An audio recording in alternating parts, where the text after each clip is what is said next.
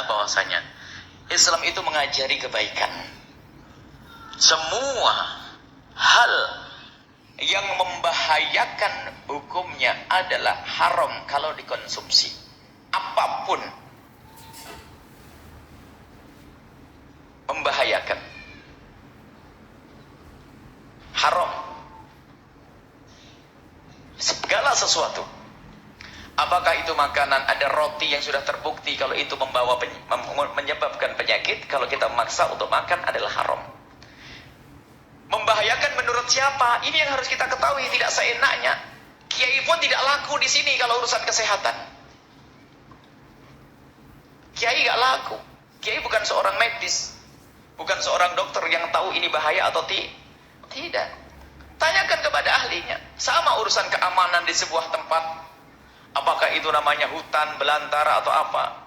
Kiai nggak ngerti kalau di hutan itu ada ya harimaunya dan sebagainya. Tapi orang penjaga hutannya sudah berkata, awas jangan masuk, ada harimau ganas. Yang bicara adalah perhutani, yang menjaga hutan. Percaya atau tidak? Kalau kita masuk haram namanya bunuh diri, sudah dikasih tahu. Tapi kalau yang ngomong Ustaz dari mana tahu? Ya kira-kira aja. Oh nggak bisa dipercaya ini. Tanyakan ahlinya, orang perhutani sana tuh. Ahlinya. Jadi kalau ada sangkut pautnya dengan kesehatan juga bukan ustadz yang ngomong. Makanya kalau ada ustadz berfatwa ada sangkut pautnya dengan kesehatan, maka harus berkomunikasi dengan dokter. Tanyakan kepada dokter, jenis ini membahayakan atau tidak? Kalau dokter semuanya sepakat ini membahayakan, maka langsung keluar fatwanya ustadz. Berdasarkan perkataan dokter yang dia adalah ahlinya, maka ini makanan membahayakan, maka fatwa haram. Fatwanya dokter. Berdasarkan keterangan perhutani bahasanya banyak harimau beranak dan pada ganas-ganas, maka dilarang masyarakat untuk masuk di situ. Ulama fatwa haram kau ke sana. Karena apa? Fatwanya berdasarkan kepada ahlinya. Nah, ini berkenaan dengan rokok yang ditulis di situ, kita perlu bertanya. Kalau tanyakan kepada dokter, itu bohongan atau beneran ancaman kayak begitu yang gede-gede gitu? Kita perlu bertanya. Dan kita perlu jujur, jangan nuruti hawa nafsu karena saya candu atau saya punya pabrik rokok dan sebagainya. Kita bicara halal haram ini adalah kita kembalikan. Siapa yang ngomong seperti itu? Apakah kiai yang nempelin begitu? Bukan kiai juga. Yang nempelin adalah yang punya rokok tambahan. Loh kenapa kok kamu tempelin, wong kamu jualan kok ngancem saya? Kata dia, wong saya ancam juga mau kok. Mestinya secara akal kalau memang tidak ada apa-apanya, itu tidak perlu diancam begitu. Biar tambah senang, mungkin akan dirubah. Yang merokok akan semakin sehat awet muda, begitu. Karena biar laku, kan begitu. Ternyata ditulis, membuat begini, rokok membunuhmu. Dan seterusnya. Dan mohon ya, kita perlu membangun keinsafan. Wahai semua yang merokok, kalau ternyata Anda masih ada kecanduan, khawatir benar-benar ini sesuatu yang dilarang, sekarang tinggal minta kepada Allah, jauhkan saya dari merokok dengan kasih sayang. Karena yang ngomong itu dokter. Biarpun dokter yang merokok sendiri ngomong, benar enggak dokter kalau kalimat itu membahayakan? Iya. Kalau rokok itu bahaya? Iya sebetulnya iya. Lah kok ngerokok? Senyum.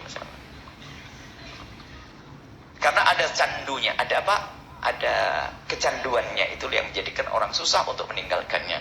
Baik, kita bicara tentang rokok. Kembalikan kepada ahlinya, para dokter. Dokter mengatakan membahayakan semuanya. Dan bahaya yang sesungguhnya. Rokok membunuhmu. Rokok membunuh artinya membahayakan.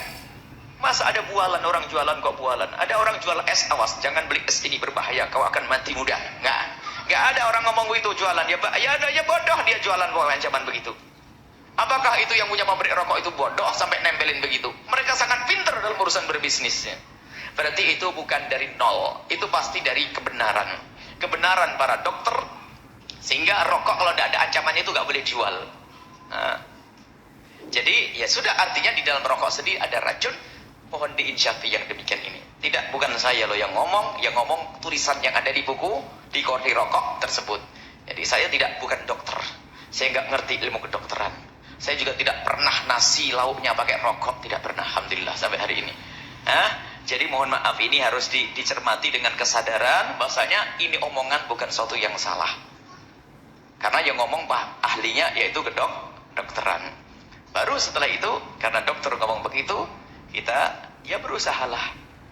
Kalau Anda termasuk perokok yang ada di tempat ini, cukup begini saja. Kalau Anda paling nggak mau doa untuk diri sendiri, doanya begini, ya Allah semoga anak keturunanku nggak merokok semuanya, dan mbah-mbahnya juga nggak ngerokok. Nggak merokok, doanya untuk yang lain saja deh. Coba jujur hati kecil para bapak ibu semuanya, ibu yang ngerokok, bapak yang merokok, pengen nggak anaknya jadi perokok berat? Tidak. Sebenarnya itu kejujuran yang tidak bisa dipungkiri oleh siapapun. Jadi mohon maaf para perokok yang mendengar suara ini dimanapun Anda berada. Hari ini kita akan baca Fatihah khusus. Fatihah khusus demi cinta kami kepada para perokok. Fatihahnya yang pertama, Fatihah khusus diniatkan yang pertama, semoga dengan obrolan kami saat ini tidak marah. Satu, biar tidak marah dulu. Kemudian semoga Allah menggantikan kesenangannya adalah yang halal dan sehat, yang bersih, bukan rokok. Dan semoga Allah menjadikan dia semakin tidak senang sama rokok. Dan semoga dimudahkan makan segala macam, gak jadi penyakit ya. Makan buah enak, makan nasi enak, makan daging enak, semuanya enak. Pokoknya yang halal-halal enak. Tapi menjadi benci, tidak senang rokok. Amin.